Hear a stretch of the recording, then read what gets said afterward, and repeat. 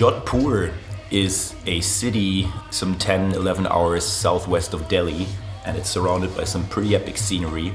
And since we had this tour of India booked, we thought why not go out there for a few days and shoot a video clip for Permian the Great Dying in the Rajasthani desert.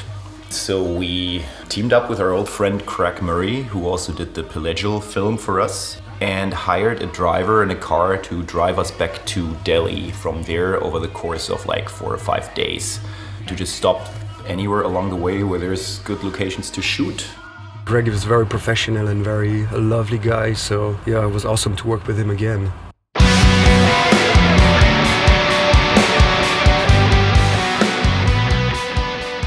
Every time when we were stopping to record, the locals were coming, curious to see what we were doing.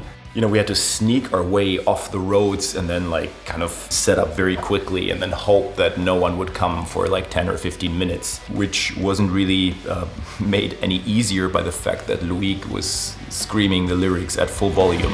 A strong breeze blows our here, the ocean is pitch black.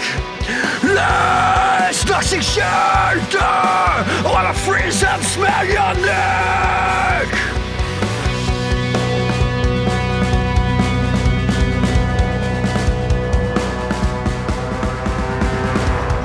Altogether very friendly people, it was great. Some of them introduced us to their whole families, talking to us in Hindi, and we didn't have a clue what they were saying, and we were talking back to them in English and they didn't have a clue what we were saying, but it was just still really fun times.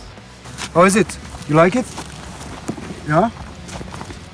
It was very fulfilling to see how much you can say with just a very simple smile, And this is one of the things that I really enjoy and I will remember about India.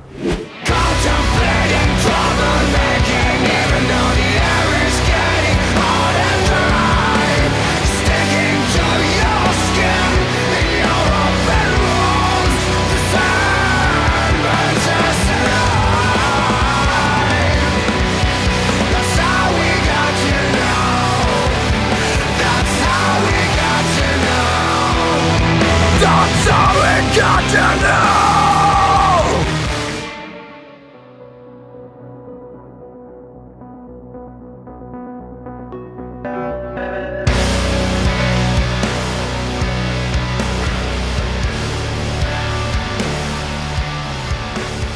We finally arrived in Delhi, so it was really coming out of this beautiful desert and crash landing in reality.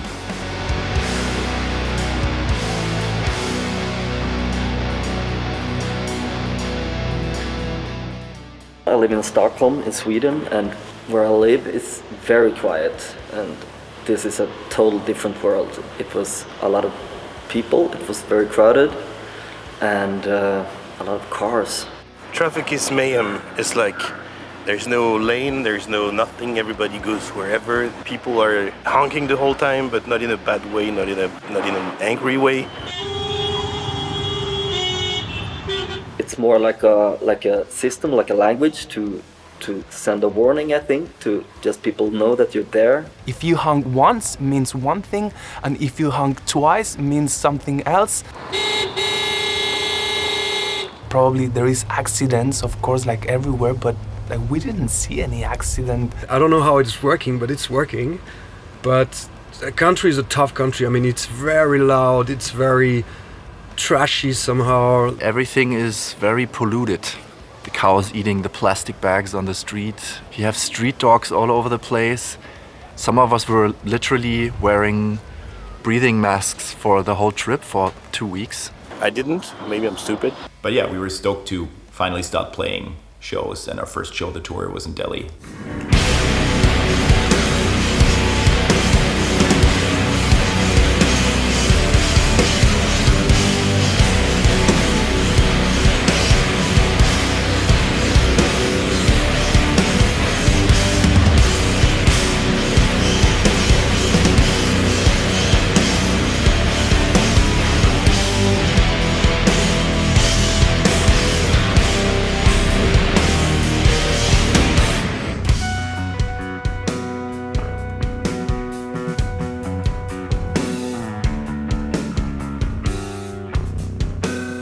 people have been like really professional and really, really helping, and they're really willing to make it work. And everything you ask for gets handled by 10 people. A typical case, for example, was preparing the stage with all our instruments, but in the end, everything works out. The mindset is very different to the German and European mindset. It's just living in the surroundings that are very chaotic and finding a way to make everything work nonetheless, and being less stressed about everything, you know, because things will kind of work out even if they take a little longer.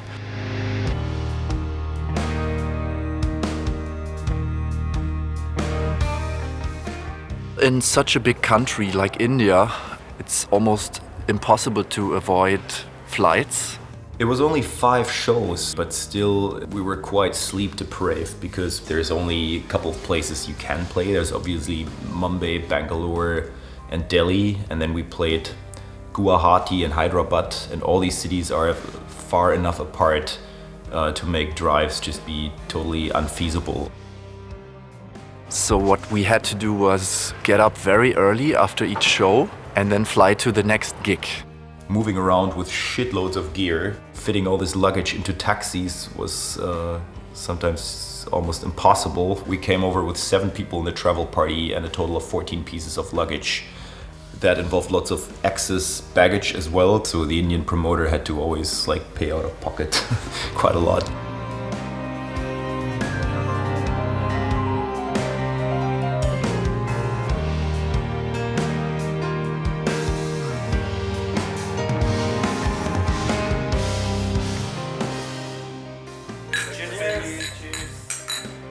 My name is Ram. I live in Bangalore, India.